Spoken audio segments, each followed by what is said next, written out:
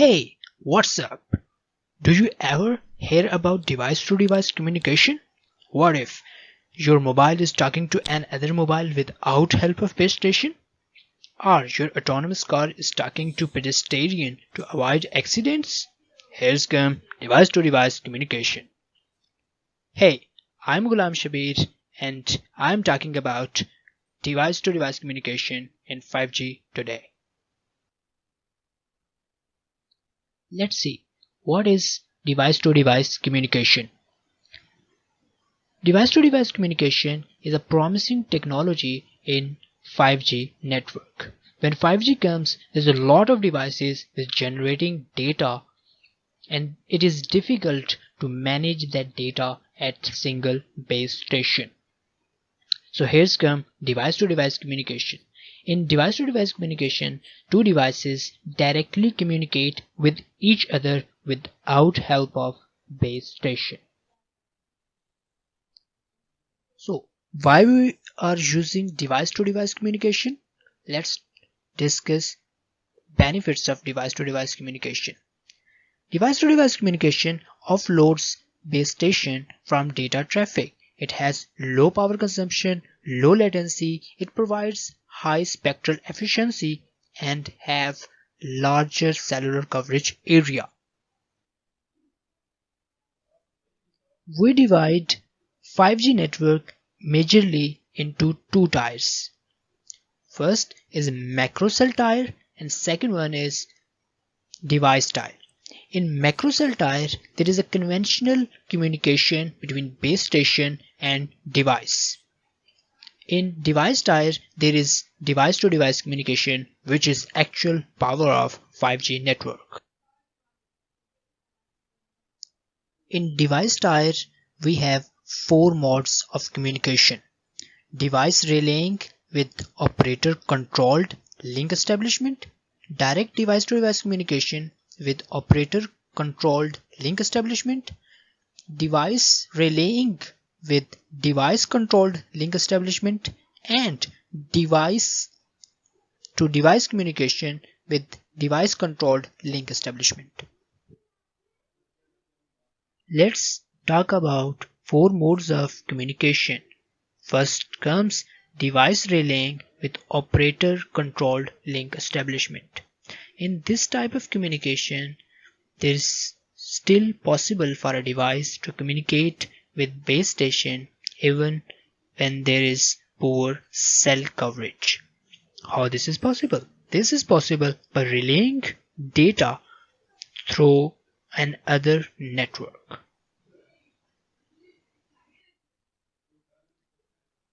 Direct device-to-device communication with operator-controlled link establishment. In this type of communication, source and destination, both devices communicate with each other directly. The role of base station is to establish a link between them. Afterward, both devices communicate directly with each other without any role of base station. Device relaying with device controlled link establishment. In this scenario, both devices, source and destination, communicate with each other through relaying transmission data. In this type of communication, there is no role of base station. Direct device-to-device communication with device-controlled link establishment. As name suggests, in this type of communication, source and destination communicate with each other directly and they establishes link by themselves. In this type of communication, there is no role of base station. Now let's talk about applications of device-to-device communication. First comes traffic offloading.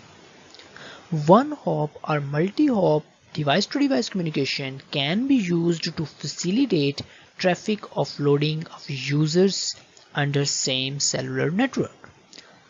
Public safety. Device-to-device communication was initially proposed to meet public safety. when a disaster happens and core networks become unavailable, multi-hop relaying is applied to connect the mobile users to the nearest available infrastructure via public safety UEs. Location-based services. User application can obtain location information and provide proximity services. It can be used for content sharing, gaming, or group chatting. For example, Apple's AirDrop allows devices with the iOS installed or to share files locally. Machine-to-machine applications. Device-to-device communication can have already been considered to support for IoT to reduce the complexity of network management, signaling congestion, and core network burden. In future, fog nodes can be built into machine-to-machine platform to carry out the distributed computation of data transmission from sensors in the unicast or the group device-to-device transmission approaches. Vehicle-to-everything communication. Device-to-device communication can be used to support vehicle-to-everything communication. It includes vehicle-to-vehicle communication, vehicle-to-infrastructure, and vehicle-to-pedestrian communication. Let's talk about device-to-device communication security requirements. First comes device discovery. Before two proximity UEs communicate with each other, the secure device discovery process is required, where two proximity devices discover each other but not reveal their identity information. Mutual authentication. After device discovery is completed, mutual authentication between two proximity devices must be performed to determine the legality of other side. Data authentication. Data authentication authenticates the source of data to guarantee that data originates from claimed legal user. Session key agreement. Session key is used to ensure the security of data transmission over air interface. It is mandatory to keep secret this session key. Data confidentiality and integrity. It is very important in device-to-device communication. Confidentiality protects the data from being revealed to unauthorized users as well as preserving users' content-sensitive privacy. Integrity ensures that data is not being altered during transmission. Entity authentication. For secure communication, it is mandatory to ensure that device-to-device pairs are their claimed identities. Now let's talk about non-repudiation. Non-repudiation prevents device-to-device users from denying transmission or reception of messages. This is a very important requirement for corporation incentive mechanism. Traceability. Traceability, it is mandatory to detect the source of false messages. Availability. In device-to-device communication, system availability largely depends upon corporation degree of devices. Thus, it is necessary to develop a corporation incentive mechanism to resist free riding in device-to-device communication. Recoverability. In device-to-device communication, device-to-device ability to remit service authority if noted as harmful. Efficiency. Efficiency is a communication system's ability to implement and operate economically. This is consideration is about availability, which means that authorized users can access the information at any time they request. Privacy preservation. Privacy preservation is critical security requirement in modern information age. Specific requirements will differ among applications. Generally, there are three concerns in device-to-device communication: location privacy, identity privacy, and data privacy. Protocol attack resistance. Proposed scheme must be able to defend against a variety of passive and active attacks, such as eavesdropping, man-in-the-middle attack, replay attacks, and so on. Device-to-device communication is really beneficial, but it has some security threats. Let's get into that. First, we will discuss distributed denial of service. In this attack, attackers floods the wireless channel with generated messages to disrupt communication. Device to device is very vulnerable to denial of service attack because of the real-time constraints of device to device communication. To overcome this problem, we can switch to another wireless channel. In literature, number of different researchers proposed their techniques and models how we can switch to another channel when there is denial of service. Man in the middle attack. Adversary is positioned between sender and receiver and sniffs any information being sent between two nodes, masquerading. Attackers tries to pretend an authenticated communication partner by using false identity. The behavior is similar to impersonation attack. Impersonation attack. In this attack, attackers launch attack using identity of other mobile device. This can be MAC or IP address. This is often the first step for additional more sophisticated attacks. Session hijacking. Attackers spoofs the victim's IP address and determines the sequence number expected by the target node. Afterward, adversary performs denial of service attack on the victim node and impersonates this node to continue the session with the target node. IP spoofing. In this attack malicious node manipulates IP packets, particularly the headers. Bandwidth spoofing. Adversary has unauthorized access to bandwidth of legitimate users. This is bandwidth spoofing. Eavesdropping. Mobile hosts share the same wireless medium and broadcast signals over the airwaves, which is easily intercepted by the receiver tuned to proper frequency. Thus, attackers can read exchanged messages and being able to inject the fake messages to manipulate other users. Jamming transmitter generates strong signals to disrupt communication. As a result, transmitted messages are corrupted or lost. Location spoofing. Attackers sent fake location information to disrupt the device-to-device group formation. In addition, adversary is able to imitate artificial location to confuse device-to-device group members. Inference attack. Attackers eavesdrop a wireless channel for various purposes, such as location tracking or context monitoring.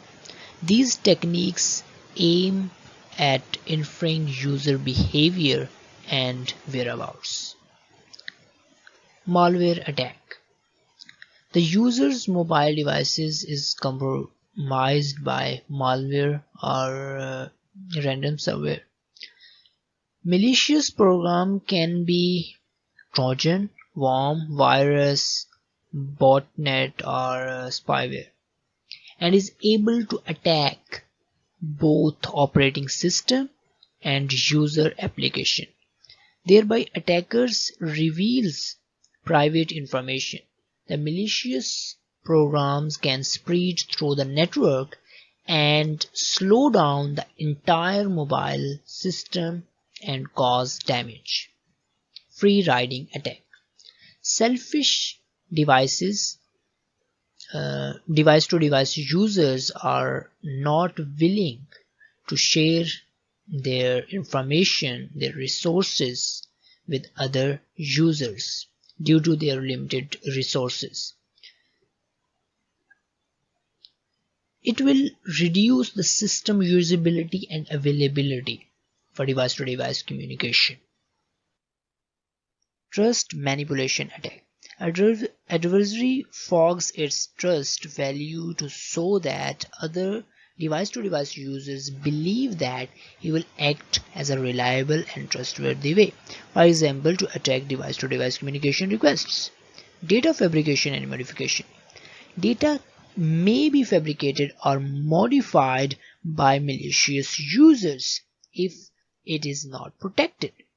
What is worse, if the infected devices may disseminate the content to other pairs without awareness. Thus, device-to-device transmitter usually protects the data integrity by appending its digital signature with the data. Device-to-device receiver should check the integrity or validity of the messages before accepting them. Privacy violation. In device-to-device communication, devices are held by users.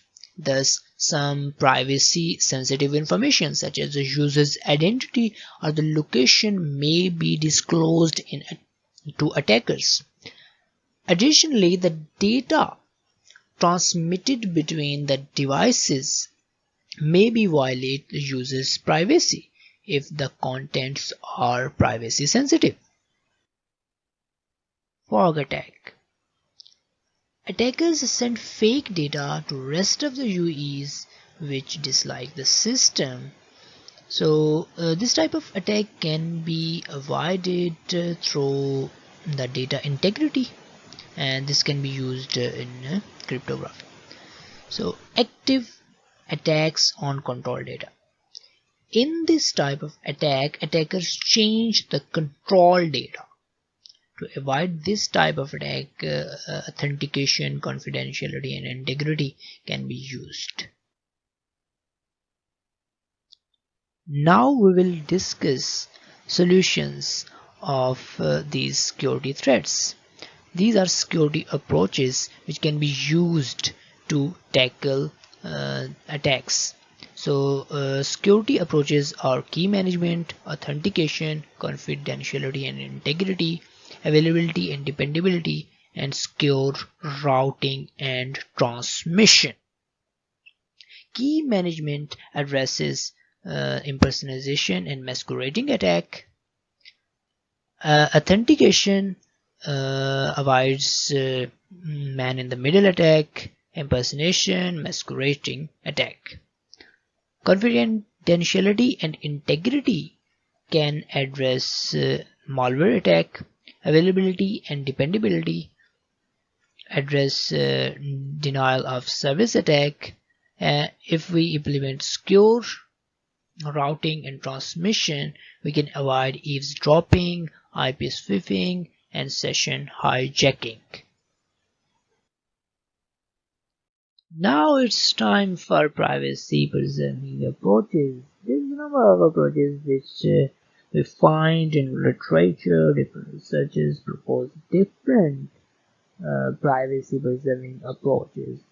We find access control, obfuscation, anonymity, and cryptography. Through implementing access control, we can avoid malware attack. Through obfuscation, we can avoid inference attack or location spoofing. Through anonymity, We can avoid inference attack, and through cryptography we can avoid eavesdropping, session hijacking, and man-in-the-middle attack. That's it for this video. If you like the video, please hit like and subscribe button.